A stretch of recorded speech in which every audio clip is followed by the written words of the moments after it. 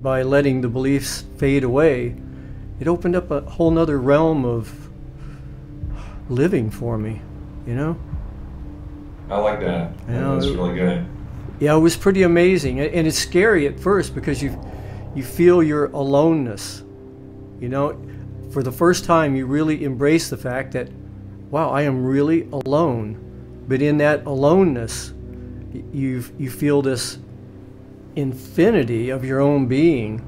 And when you can take that into a relationship, which I thought was really cool with you and your girlfriend, she was like that necessary catalyst, that necessary friction to sort of keep you grounded and make you keep on track, sort of, you know? Absolutely. I mean, I couldn't have done this without Mara. Definitely, for lack of a better word, she's called the skeptic of the film, which for a lot of people is the audience. And so she was definitely there every step of the way with me. Yeah, she's definitely keeping you in check, huh? You have no idea. Yep. Well, I do. I'm married to a girl that does the same thing for me in my life, and it's what we do for each other too. You know, I've always liked that saying that comes out of the Middle East: "Believe in Allah, but tie up your camel first." And there's this balance in life. You know, you have to have a belief, but you also have to go out and, you know, keep yourself grounded too. You know. Absolutely. So, so what did you think about Jay-Z Knight, by the way, up in Yelm, and what she's doing? What do I think about JC Knight? Uh-huh. I'm sorry. Yeah, the I romp. thought she was very interesting. Yeah. I'm sorry? Yeah, I've heard a lot of good things. You know, obviously you hear a lot of things, but I've heard a lot of good things about her too.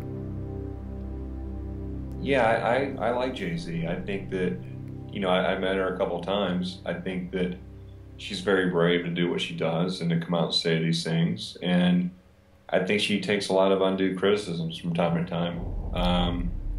But the fact that she's standing up and saying this is my truth and sharing that, I think, is a brave thing. So I do have respect for her. Yeah. When we visited Martha School of Enlightenment and Wake Up, I mean, it definitely pushed my buttons because it was pushing my comfort zone.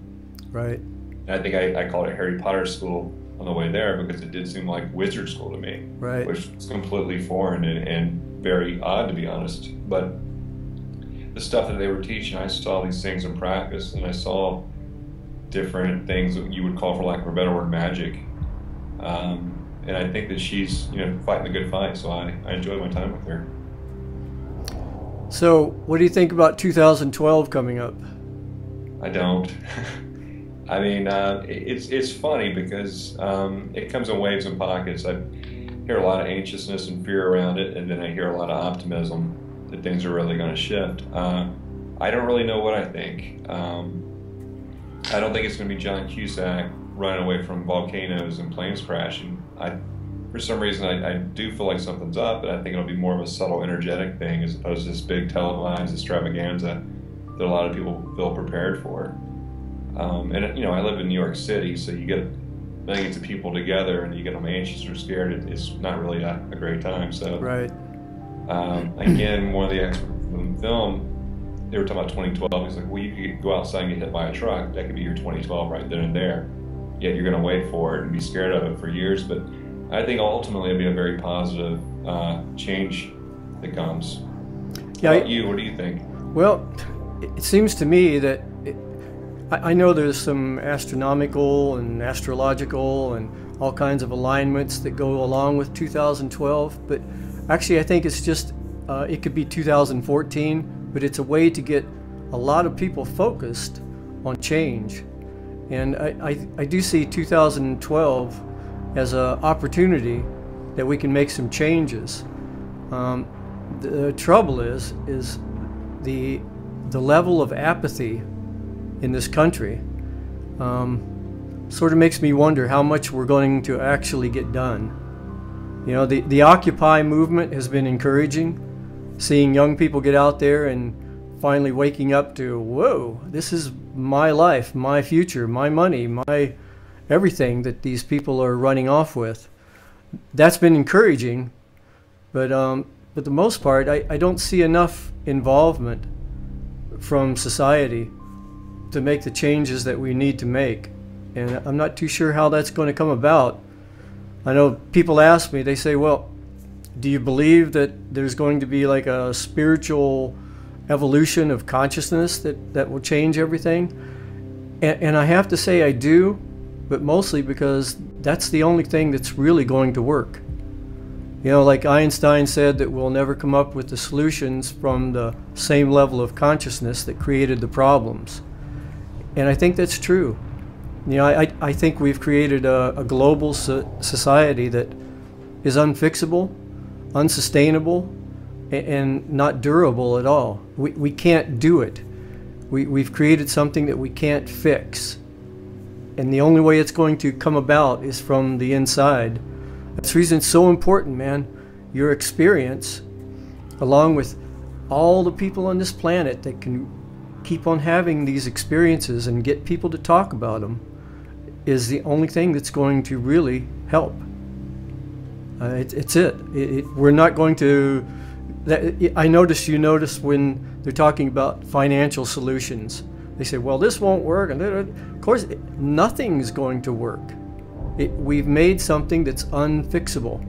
And I think gradually we're going to come to that conclusion, take a deep breath, let it collapse, and then start from there. And when we start from there, that's when we're going to need a new level of consciousness. What does that look like for like the normal Joe Sixpack guy that doesn't really know what that means? What does that look like for you? To be honest, I think it's going to be pretty tough for a lot of people. Pretty tough. Because a lot of people are in denial right now. Like if you look at this whole thing like an addiction, we're in the denial stage. And we don't want to see what is inevitable. And what's inevitable is a total global change of how we use our resources, how we burn energy, how we treat each other. And I think a lot of the people, like the Joe Sixpack people, going to work every day, trying to support a family, they got kids to raise, bills to pay, they don't want to think about change. All they want to think about is making it through the day. And I'm afraid this is going to blindside a lot of people. And when it does, we're going to be looking at a society that's going to need a lot of spiritual fortitude and guidance. And we're going to have to come at this from a total different angle. Because nothing is going to work that we've been used to working. Our support systems, our hospitalization systems, our food preparation systems, our energy systems. If all of that collapses, and I think it should collapse as soon as possible, while we still have an infrastructure like this, we still have internet, we still have roadways, we still have some fuel. So the quicker that we can get down and get real, the better. And hopefully we can do that. But I think it's going to take a new level of consciousness, whole new level of awareness.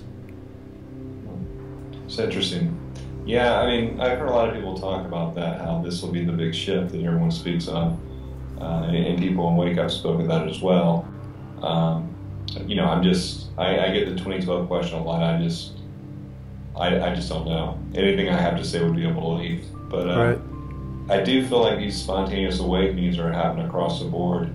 That is pointing to something greater. I mean, obviously it did with me, and obviously it has with you, and I think many, many others. It's helping to shift them and look at things in a different perspective. And that is what I think the real gift of these awakenings are. It's not, you have some ability. I mean, to me, that's not such a big deal. I think it's where you shift and how you look at things is the real gift around it. Yep, and we're all in this together, Jonas. Amen, brother. We're all in this together. Was there anything you'd like to add, Jonas? No, I just I appreciate what you're doing, and I appreciate you having me on and speaking of the film. And if people would like to check it out, please feel free to check it out at wakeupthefilm.com. And we're on Facebook, and we're also doing screenings. So we'd love for people to check out the film and share their experiences. I know there seem to be greater and greater numbers every time I go out, and that's encouraging. Well, I'll be getting in touch, and actually I'm going to transcribe this and print it in our magazine. So I'll send you a copy of the Okay. magazine. That would be great. Thank Yeah. you very much. Yeah, so if you could email me at info@lotusguide.com, give me your mailing address, I'll do that for you.